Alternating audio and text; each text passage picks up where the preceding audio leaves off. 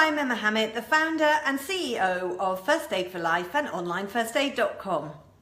Today I'm going to talk a little bit about safety in the summer holidays, how to make the very best out of this lovely time we've got with our children, and how to ensure you have a sort of happy and healthy day out. Few things to think about. Holidays. When you're booking your holiday, if you're booking a pool safety, really important. Don't just trust that they say that the pool is safe. Ask some specific questions. How is it gated? You know, how wide are the boundaries? Is it possible for a child to climb over?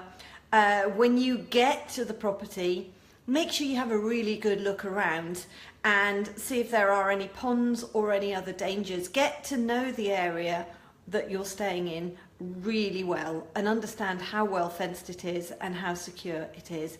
If you're traveling with little ones, they have a complete fascination with water.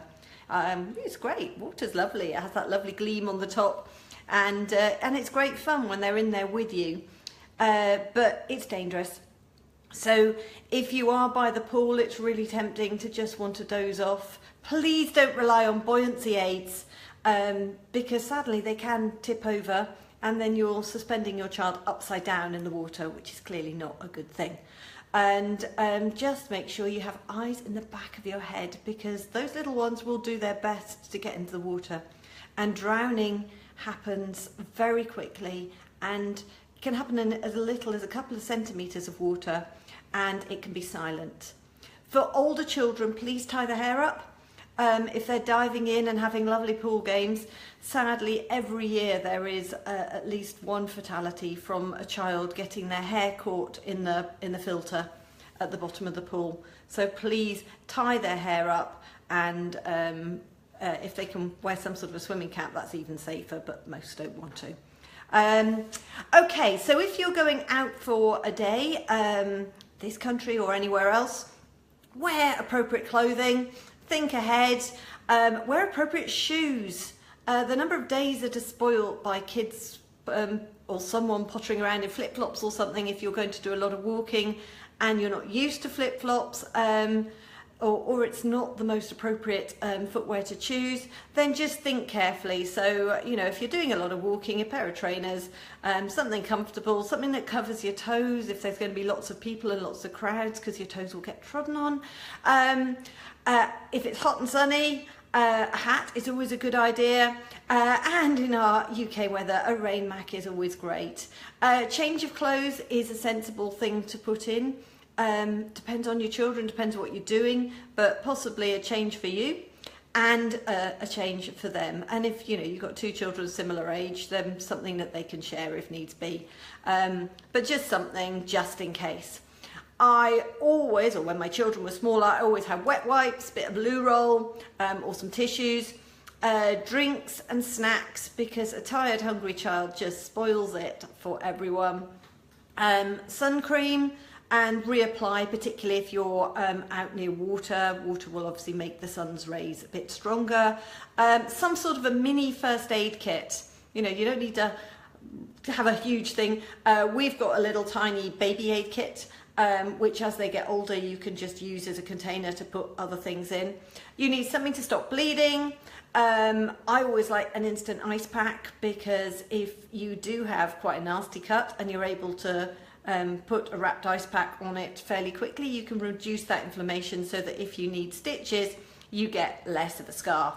And the instant ones could be useful for all sorts of other stuff as well, so you just activate them if you need them.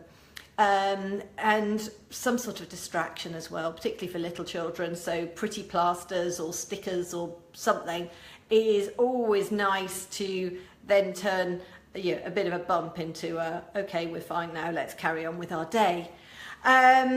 If you're abroad, or if you're going up to the lakes or Scotland or something, insect repellent is a great idea to take with you.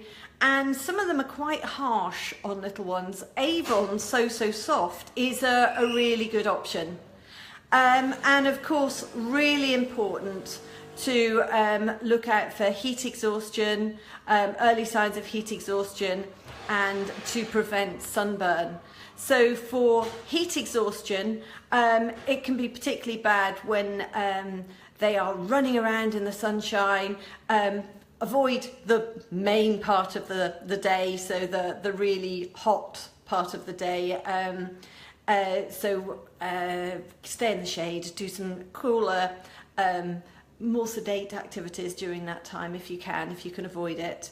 And otherwise just be very aware that, you know, the hottest part of the day is not good for us, and children's skin in particular is much thinner and more sensitive than ours. And get them to drink regularly and keep drinking. If they start to complain that they're sort of headachy, or they're looking really flushed, they are a bit tummy achy and just start getting a bit whingy, then it might be very early signs of heat exhaustion. So it's a little wake-up call to maybe change to something a little bit of a quieter activity for a bit, and just sit, have some quiet time, and have some drinks. And obviously sunburn. Prevent sunburn at all costs. So cover up, sun cream, good UVA, UVB sun cream, sun hat. You know your children, particularly if they're very blonde or have a sort of redhead type skin, then they will be more prone to sunburn generally. So you'll know your child, but cover them up and just keep an eye. And make sure that they're not, sitting in a hot car for a very long time. Please make sure you don't park a buggy in the direct sun for any length of time. Always look to put them in the shade if possible, and make sure that there's some circulating air. And the same goes as well for your pets. Please be careful of heat exhaustion with your dogs. Every year there are dogs that die because they have overheated. If we find nice summer weather a bit much sometimes, imagine if you're wearing a thick woolly jumper or a fur coat. I hope that's been useful. Have some brilliant days out, enjoy the summer, and that's me, Emma Hammett, First Aid for Life and onlinefirstaid.com.